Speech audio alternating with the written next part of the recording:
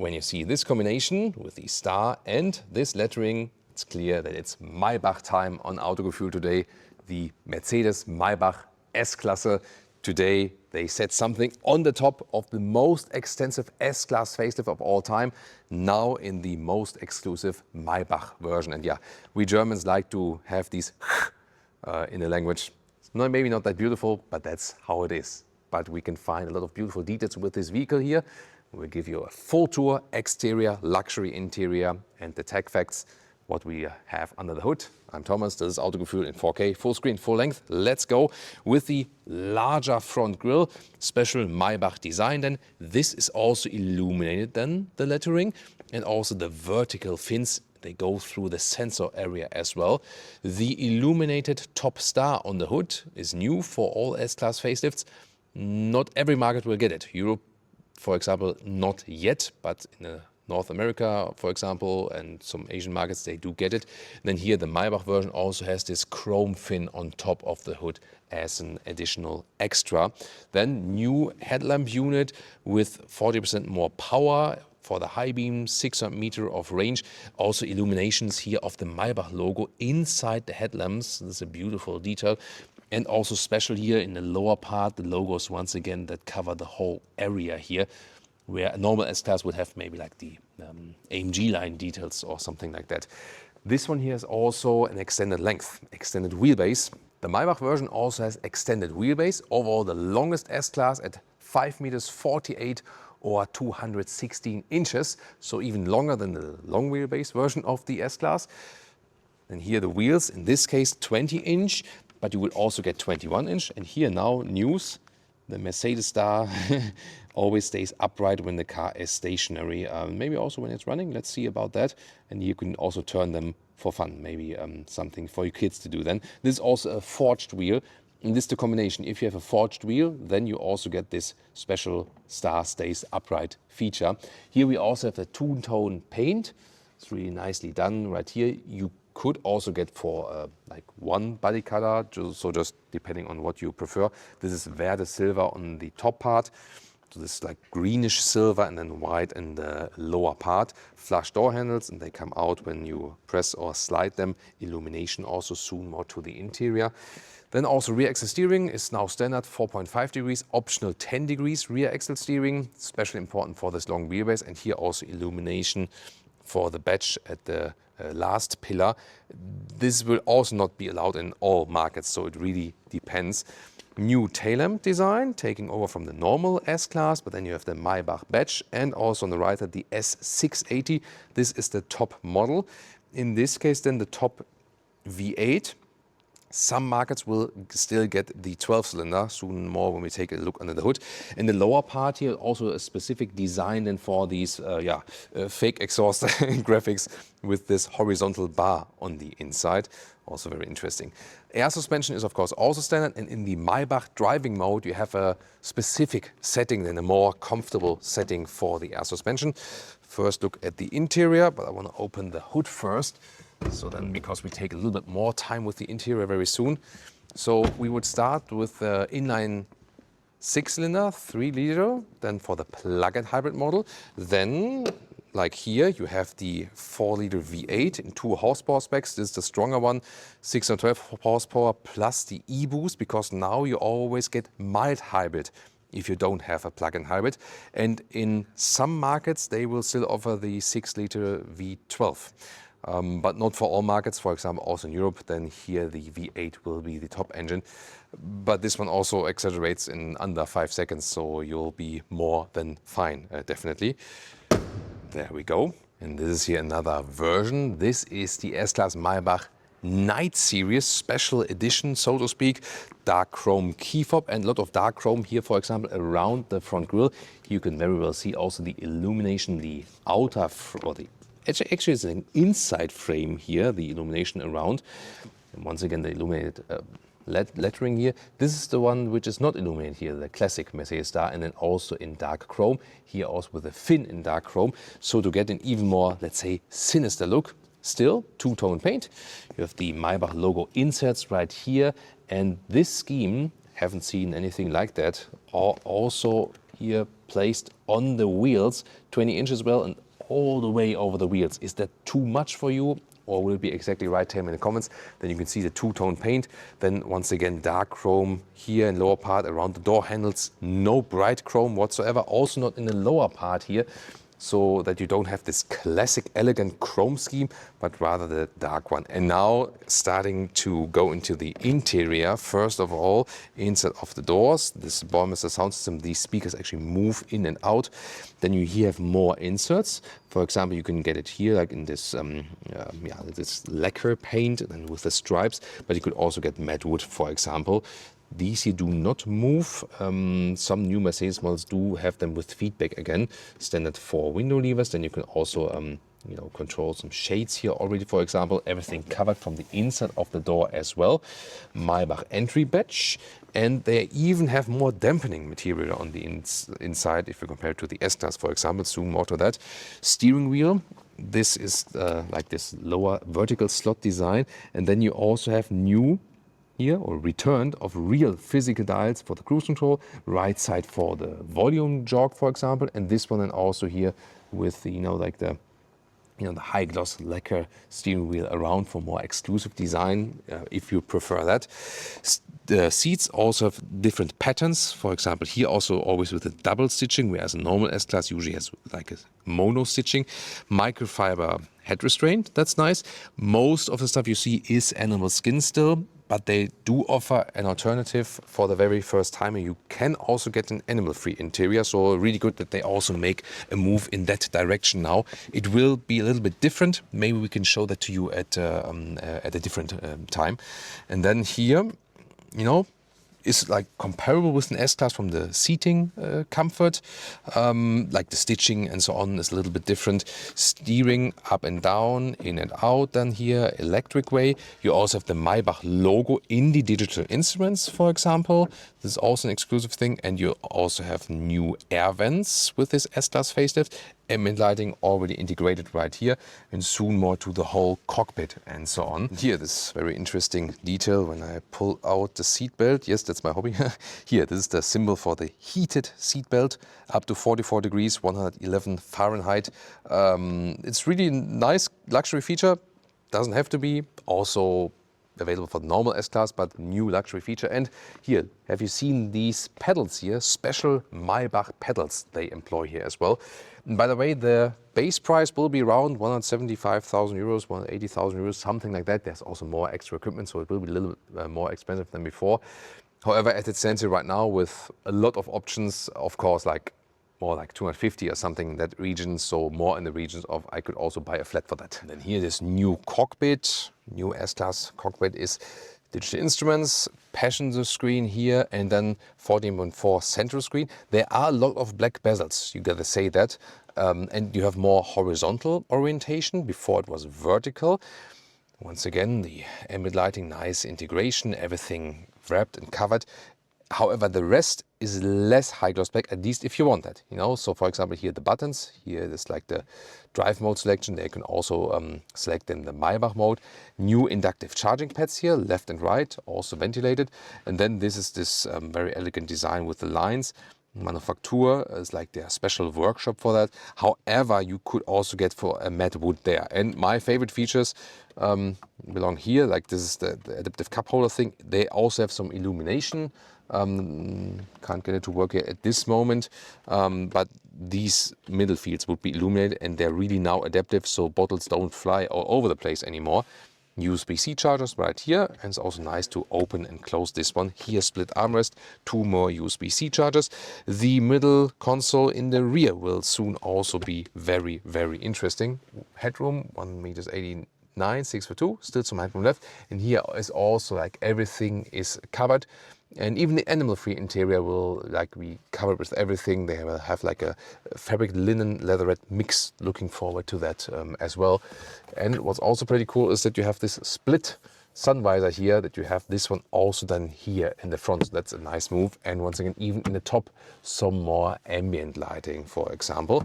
And the key thing of Maybach is, of course, that everything can be individualized. You have so many colors and combinations on the exterior, on the interior, so any color you could possibly imagine you could then pick. And what they also do, because I took a look at the workshop here today as well, you can also get individual stitching. For example, if you say you want your personal logo or your initials, maybe like you want them here in the head, in the cushion, something like that. This would also be possible, or maybe on the seats. So this high level of individualization, this is what it's all about. Here, by the way, the glove box, also nice fabric covering from the inside, folds down smoothly. Yeah, and really massive middle console here. But by that, you can also really use all of these materials and also the individual materials you would possibly like to have. I think it's time for the rear seats, because this is always something very, very special. And actually, we do have also electric doors. It depends on like from where you want to use them and how. So when I get in here on this side, I can also open them for Jonas then, for the camera. So there we go. This is the way. And you can either control them from these screens, 13-inch new screens here with new infotainment and hardware on it and so on. I can also open them right here. There we go. So here I can, for example, also open or close the doors. So like this here can be opened from there or using the central display. Left from there. I don't know why it's not working yet. Ah, okay. Because you say like just on the other side, but I think it's more actually handier here to use the button in the top. So here in this case you press and hold, there we go, to open it, or you pull it once and then it closes again. And here you feel that you have this even longer wheelbase in this version in comparison to the normal. I mean, look at that, even when I'm driving here as a tall adult, so much legroom then with this extended wheelbase. And then you have these additional cushions then here for your lower area. Then a nice detail here, illumination of the seatbelt holders here. Then you can also find them at night. Isofix also in the rear seats. Then we have the seat belt bag or belt bag. So this like inflates a little bit. So in case of a crash, it's not applying so much pressure to one area. Yeah, and this pillows, you can also cover then the lower area, for example. The seat belts in the front now also have a heating function, by the way. This is very interesting in combination with seat heating. Then the seat belts in the front get warm. But it's like split in the front. You have the seat belt heating, you can pick. And here you have the belt bags to protect you a little bit better. Here's like an inductive charging pad, which is pretty much exposed. Then you have, let's say, 2 more smartphones here. No, it's not really for like phone calls. By this you could also control here this multimedia system, but you could also like do some other things like control seat massage and so on. This would also be possible. Then here, no, you cannot lift this one up, but there we go, you can lift this whole thing up. And then we have the tables underneath. Let's fold this table out like this. Like this, here we go. And then it also has this small lip when you, for example, have a laptop on here, and then you can like start working or eating or whatever. By the way, there are 4 more USB-C chargers in there, so this could be a good Autogefühl production vehicle, like that we can charge all our USB-C devices in there, so why not? And then of course here you have the fridge access. There we go. And wow, that's really, really cold in there, really cold. So this will keep everything cold then. Soon going to take a look at the trunk area as well. And then to, fill it up, there we go, champagne. And then you press them in, that they're also held tight while driving. In the front part here, you can also cool or heat these cup holders, also a nice luxury feature. And when I want to have this one here closed, I can press this button on either side, and then you have an electric closing of this middle console.